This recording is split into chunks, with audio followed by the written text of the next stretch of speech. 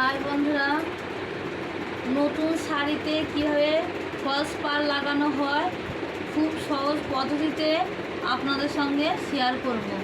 দেখুন, প্রথমে শাড়িটাকে মেশিনের দ্বারা সেলাই করে নিয়েছি। নেওয়ার পরে এখানে যে এটা ফাঁকা থাকে সেইটাতে একটা থালা নিয়েছি।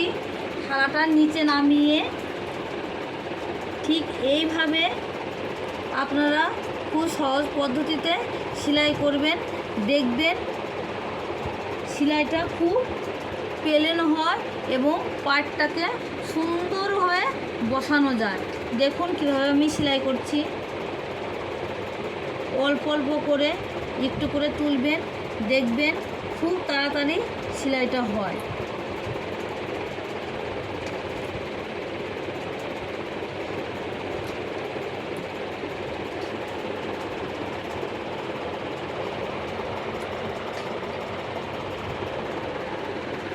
আপনারা এইভাবে ফলস পাড় লাগাবেন, দেখবেন খুব তাড়াতাড়ি সহজেই লাগিয়ে নিতে পারবেন।